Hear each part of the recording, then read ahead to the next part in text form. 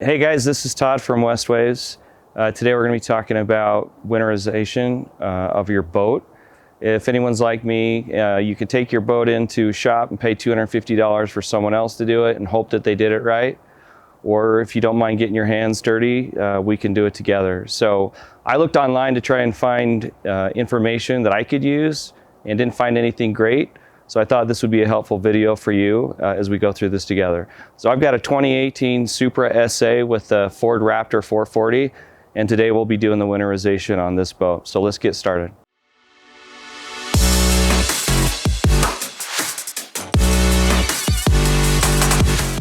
All right, so let's get started with understanding what we're gonna need from a material standpoint. So we're gonna need to have something that we can draw the oil out of the motor with. In this case, I've got this siphoning device here that we'll use to suck the oil out of the motor. We're gonna need an oil filter. So this is the Inmar oil filter for this particular boat. It's a 501022S. Then we've got the semi-synthetic Ford oil. This is a 530 weight. This is recommended from the manufacturer. And then we've got some fuel stabilizer that we'll also use. Again, this is also recommended from the manufacturer. Another thing I like to have is a big set of shop towels and a Ziploc bag, and I'll explain what this is for in a minute. All right, now that we've gone through all the materials that we're gonna need for today's job, first thing we need to do is bring the engine up to temperature. And to bring it up to temperature, the first thing what we have to do there is get one of these. And this is used to push water through the motor so that the motor itself doesn't overheat. I'm going to show you how to do this next. All right, now that we're underneath the boat, we're going to go ahead and install the water, but I want to point out one quick thing. You'll notice these other brass ports here, and there's another one over here that all look the same, and then there's this fourth one that's different. This is the one that you use for the engine coolant. These other three are actually for the ballast systems themselves. So just make sure that you get the right one when you connect this. The best thing to do is just go ahead and fit this directly over that brass fitting and push hard so that you get a good seal. And then from there, you'll just extend this leg and make sure it's tight. Once it's tight, it should stay by itself. And then from here, I can go ahead and turn on the water. And then once the water's on, I can go ahead and turn on the engine. All right, so first thing we want to do is start the motor and bring it up to temp. If you're trying to drain the oil when it's cold, it's not going to flow well. So what we're going to do is go ahead and start it, run it for 10-15 minutes just to idle speed, to bring it up to temperature.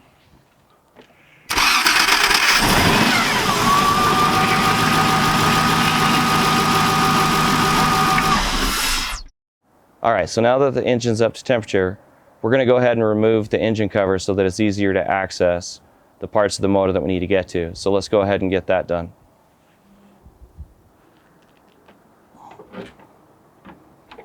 All right, so this is a plastic cover, and it's just put together with 3 little snaps, so that'll just pop right off. So go ahead and pull that off the engine.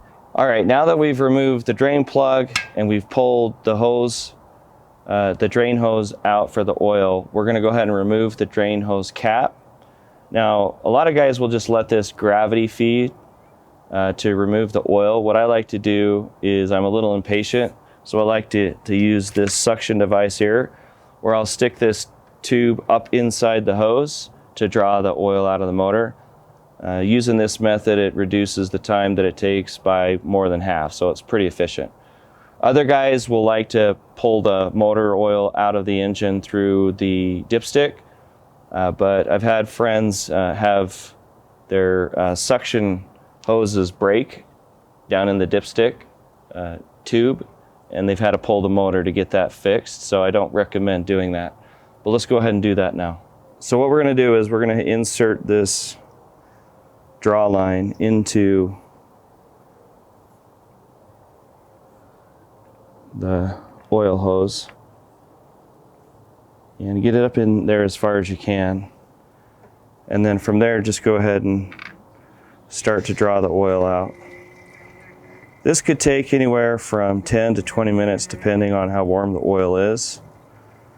But it's a pretty simple process just to let that run. All right, now that we've got the oil drained, and by the way, this method will usually get about 95% of the oil out. There might be some oil left in the bottom of the pan that you won't be able to get out this way, but it's not enough that it will cause a problem. You just want to make sure that you check your oil level closely. So once we've got this done, we'll go ahead and put this oil line back in the motor housing. So we'll just go ahead and put your cap back on. Make sure this is good and tight. And then just feed it back through where the drain plug is and reconnect it to the motor housing.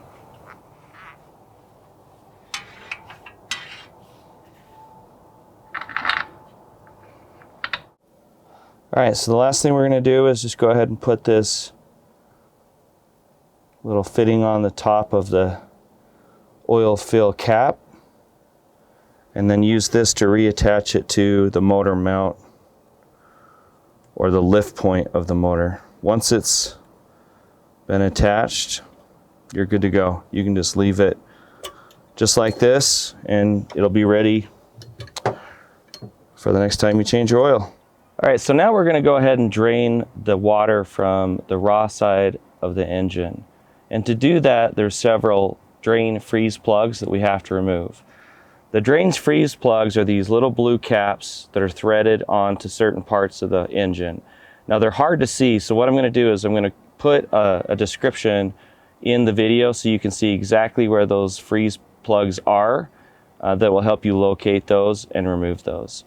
But what you want to do is just go ahead and remove them and then put these in that Ziploc bag, and then you'll tape that bag to your steering wheel for the winter. That way you don't misplace or lose any of them. Let's go ahead and do that next. All right, so the first freeze plug is by the heat exchanger. Depending on how the engine is oriented and how you describe it, this is the heat exchanger. I say this is at the back of the motor. And right next to the heat exchanger is the oil filter. And the first freeze plug is to the side of the heat exchanger and to the side of the oil filter. It's up underneath there, and you'll see that in the diagram. But what you're going to do is reach up underneath there and remove that first freeze plug. All right, the next one is on the driver's side underneath the intake or the exhaust manifold. It's really hard to see, so what you're going to want to do is reach your hand up underneath, and I'll show you on the diagram where to reach. But you're going to reach up and feel for that freeze plug, and once you find it, you can unscrew it easily from here. All right, there's 4 more plugs that we're going to work on to finish this up. Luckily, they're located at the front of the motor, and I'm going to show you how to disconnect those now. The first one that we're going to work on is the inlet for fresh water. To get to this one, it's right at the top of your transmission. As you see here, all you do is unscrew this cap, separate the canister from the main line. You'll go ahead and pull out your filter and just set that aside and leave these disconnected throughout the winterization period. The next item is this hose-like, or this garden hose looking hose here. And all you'll do is disconnect this fitting. Once it's disconnected, water will flow out of each of these. And now you've just drained your exhaust manifold. There's 2 more. The next one is the transmission cooler. And you want to drain the side that's on the driver's side of the transmission. And to do this, you reach down in with a flathead screwdriver and unscrew the hose clamp and pull the hose off of the transmission. Once it's pulled off, you'll see water come out of that, and that'll drain that fresh water line on your transmission. And then the last one is a freeze plug at the front of your transmission that's right underneath the main axle for the drive line. So you got to reach way up underneath there and you feel for it. Once you feel for it, go ahead and untwist it. And once it's untwisted and pull it out, it'll be this little blue freeze plug. And you'll just go ahead and put this in your Ziploc bag and put it away for the winter. All right, now that we've drained the water out of the engine, we're going to go ahead and start working on the engine oil. Now that we've drained the oil, we're going to go ahead and replace the oil filter using this Inmar oil filter. And this is a really easy step.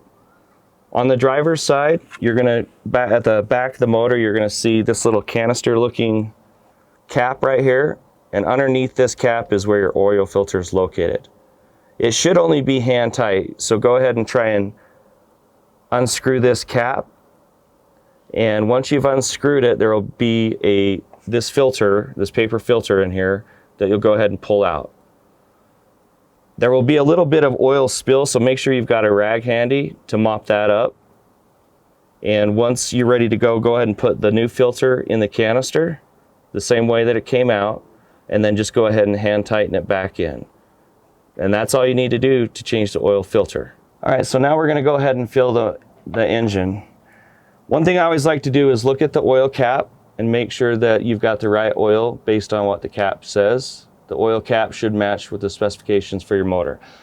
In this example, we've got 5 weight 30, and it's a semi-synthetic. And as we showed earlier, this is the motor oil that we use. This is spec'd from Ford for this particular motor. And we're going to go ahead and fill 8 quarts of oil in the fill port. And once we've filled that, we'll go ahead and start the motor for just a minute and run the oil through the motor, and then we'll shut it off. And then we'll go ahead and check the oil level with our dipstick, which is right here, to make sure we didn't under or overfill. And we'll go ahead and do that now. All right, so I've got a clean rag. I'm going to go ahead and remove the dipstick. And using my rag, I'll go ahead and check the oil level. Now it's kind of hard to see because it's fresh oil, so you may need to twist the dipstick just a little bit so you can see exactly where that's at on the oil's on the dipstick. All right, hey, we did it. You're done. We were able to get the boat winterized for the season. Me personally, I really enjoy it. I love saving money, but I also just enjoy getting my hands dirty and getting to know a little bit more about my machine. Hopefully, you learned something from this today and have a little bit more confidence in doing this yourself going forward. This was for this particular model of boat. However, I just do want to call out that most boats are very similar. All you want to do is check your operator manual, and it should have very specific instructions to show you where the freshwater drain plugs are located. If you follow that and you follow those instructions, the process is going to be very similar on any model of V-Drive boat. And with that, thanks for joining.